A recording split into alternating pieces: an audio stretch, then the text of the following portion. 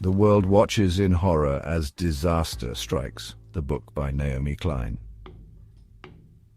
It could be a natural event like a tsunami or a hurricane. It might be a man-made crisis like war or economic collapse. During these times of fear and uncertainty, a different kind of opportunity emerges for some. This is the dark reality of disaster capitalism. Disaster capitalism thrives on chaos. It seeks to exploit these moments of vulnerability, pushing through policies that benefit a select few at the expense of the many. Instead of genuine recovery and support, disaster capitalism sees crises as a chance for profit. This system prioritizes the desires of corporations and powerful elites over the needs of ordinary people. This approach, while morally reprehensible, has proven effective for its proponents. By capitalizing on shock and disorientation, disaster capitalists can push through agendas that would be met with fierce resistance under normal circumstances. The devastating impact of this approach is undeniable. It results in the erosion of public services, the widening of inequality, and the undermining of democratic principles. Understanding disaster capitalism is crucial to challenging its pervasiveness. By examining its origins, its key players, and its devastating real-world consequences, we can begin to dismantle this exploitative system. We can also learn from the inspiring resistance movements fighting back, offering alternative models of recovery and resilience that prioritize justice and the collective good. To understand the roots of disaster capitalism, we must turn our attention to the 1970s Chile. Following the US-backed coup that overthrew the democratically elected socialist government of Salvador Allende, General Augusto Pinochet seized power. This marked the beginning of a brutal dictatorship and a chilling experiment in free market economics. Milton Friedman, the economist and architect of neoliberalism, saw an opportunity in the chaos of Pinochet's regime. Friedman and his disciples, known as the Chicago Boys, advocated for a radical restructuring of Chile's economy. This shock therapy, as it came to be known, involved rapid privatization of state industries, deregulation of markets, and drastic cuts to social programs. These policies, implemented under the iron fist of a dictatorship, led to widespread suffering. Unemployment soared, wages plummeted, and social inequality reached unprecedented levels.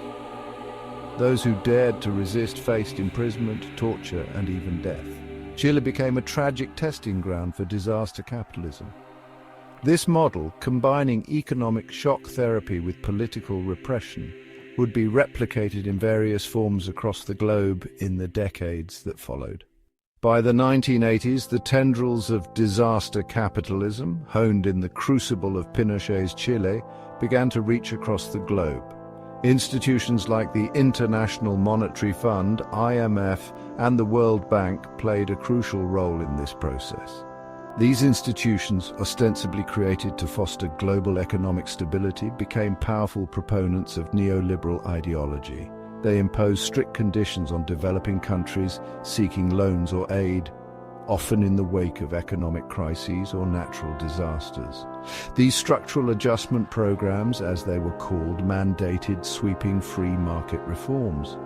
These reforms mirrored those implemented in Chile: privatization, deregulation, and cuts to social spending. The impact of these policies was often devastating.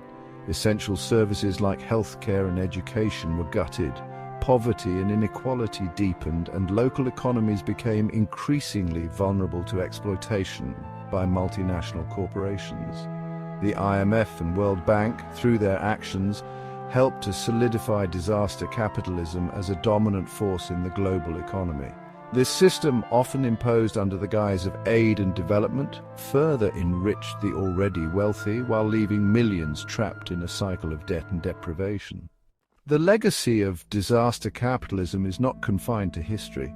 It continues to rear its head in the 21st century, exploiting both natural disasters and manufactured crises for profit. In the aftermath of the 2004 Asian tsunami, which devastated coastal communities across Southeast Asia, disaster capitalists saw an opportunity. Developers moved in, forcing fishing communities off their land and replacing them with luxury resorts. The tsunami, a natural disaster of unimaginable scale, became a perverse catalyst for land grabs and the displacement of vulnerable populations. Similarly, Hurricane Katrina, which ravaged New Orleans in 2005, exposed the brutal realities of disaster capitalism in the United States. The storm's devastation was exacerbated by the government's inadequate response, which disproportionately impacted black and low-income communities. Private companies seized on the chaos, profiting from lucrative government contracts for disaster relief and reconstruction. The Iraq War, launched by the United States in 2003 under false pretenses, represents a particularly egregious example of manufactured disaster capitalism. The invasion and subsequent occupation, justified on the basis of fabricated threats, created a highly profitable environment for corporations linked to the Bush administration. Private military contractors, construction firms and oil companies reaped enormous profits while Iraq descended into chaos and violence.